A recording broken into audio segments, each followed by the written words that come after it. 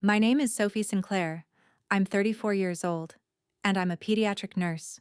The one they page when everything goes wrong at 3 in the morning.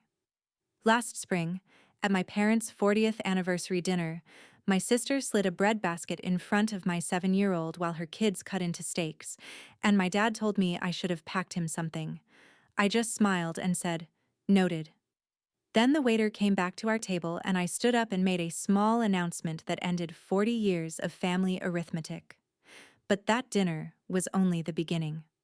What I found in the weeks after, buried in a mortgage file and in a green cloth ledger at the back of my father's desk, made that bread basket look like a kindness, and what I did about it cost me every seat at that table. I would do it again tomorrow. If you have ever been the one who always covers the check, this story is for you. Drop a comment below and be sure to subscribe. Harlan's Chop House is the kind of place Millbrook saves for graduations and funerals with good insurance.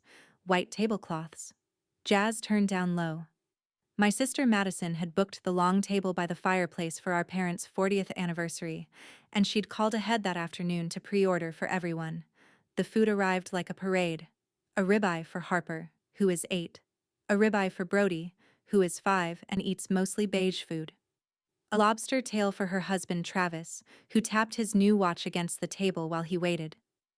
The steaks at Harlan's run $120 a plate, which meant my nephew was about to ignore a piece of meat worth more than my first car payment. Then the parade stopped. Nothing landed in front of Caleb. My son sat there with his hands in his lap, looking at the empty space where a plate should be. Madison didn't even pause her conversation.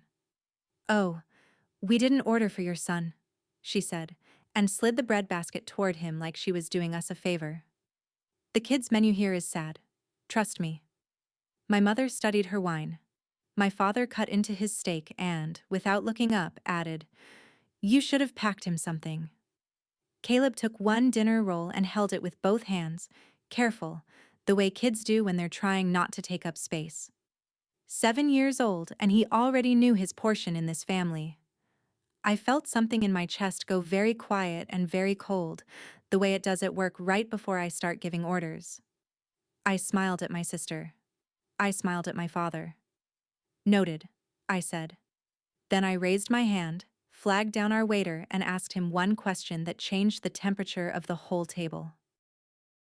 "Are you still serving the full menu?" I asked. The waiter said yes.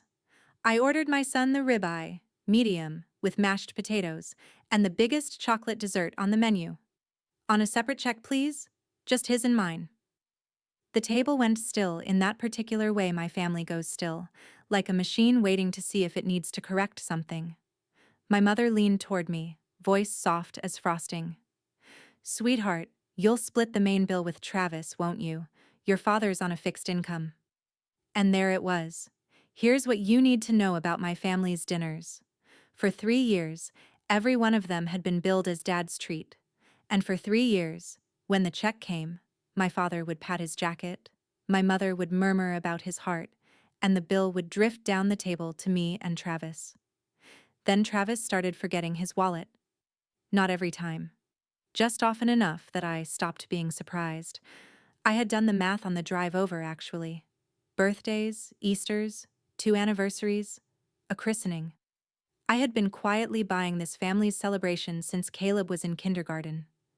So when the waiter brought Caleb's steak and set it down in front of my boy, who looked up at me like I'd pulled off a magic trick, I stood up. Not fast. Not loud. I'm a nurse. I don't do scenes. I do announcements. "Caleb and I are going to finish our dinner," I said. "I'm paying our check. Just ours. And effective tonight, the family bank is closed." My mother's mouth opened. Madison laughed, one sharp note waiting for the punchline. There wasn't one. Caleb ate every bite of that steak and most of the dessert, and I drank my coffee slowly, because we were not going to be rushed. Then I put cash on our check, tipped the waiter well, took my son's hand, and walked out past 40 years of marriage and $120 steaks. Driving home, I honestly believed that dinner was the worst thing my family had ever done to me. I was off by $9,400. Let me back up and tell you who I am, because it matters. I work nights on the pediatric floor at St. Luke's in Millbrook, Ohio. I've been peed on by toddlers with better manners than my brother-in-law. Calm isn't my personality. It's my job requirement. Caleb's father left when Caleb was 2. He left quietly, which was the most considerate thing he ever did, and I've raised my son alone in a 2-bedroom apartment 15 minutes from my parents' house. Self-made isn't a brag when you're a single mother, it's just the schedule. And here is what the schedule included. 4 years ago, my father had bypass surgery. I slept in a hospital chair for a week, and when he came home, I started sending my parents $400 a month for his medications. Nobody asked me to stop, so it never stopped. 3 years ago, in a hospital hallway, my mother pressed a pen into my hand and asked me to co-sign Madison's SUV, $38,000. It's only a formality, Sophie. Madison will pay every cent. And for 2 years, Madison actually did. I want to be clear about something, because I know how this sounds. I was not a doormat. I said no to plenty. I said no to a timeshare, no to Travis's business idea, no to a loan for a hot tub, and every no cost me a week of my mother's wounded silence and a month of the family phone tree.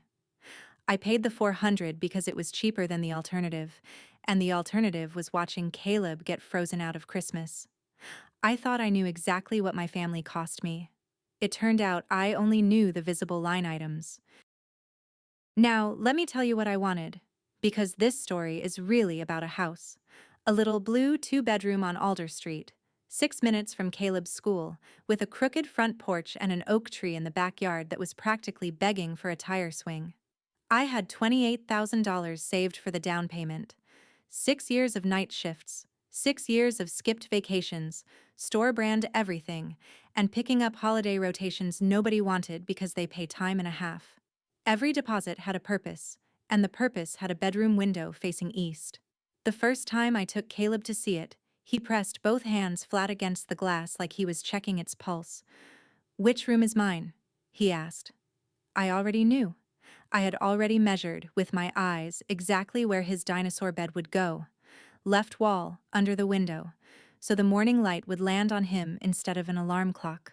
My loan officer was a no-nonsense woman named Dana Whitfield, and she liked my file. Steady employment, 12 years at the same hospital, clean payment history, healthy down payment. Strong application, she told me. We get you through underwriting, we lock your rate, and you're home by summer. All I had to do was pass underwriting. People think underwriting is paperwork. It isn't. It's an X-ray. It finds everything, including the things you didn't know were inside you. I'm a nurse, so I should have remembered my own rule. The tests you don't study for are the ones that kill you. 2 weeks after that anniversary dinner, my phone rang, and the X-ray came back with a shadow on it. But first, the phone tree. The morning after the anniversary dinner, I woke up to 11 missed calls. My mother's voicemail led the parade, her voice doing that trembling thing she saves for church and confrontation. "You embarrassed your sister in public, Sophie, after everything this family has done for you." Madison posted a story that afternoon, a sunset, a wine glass, and the caption, "Some people make everything about money, praying for them." Travis sent a text of pure moral authority. "Not cool, Soph.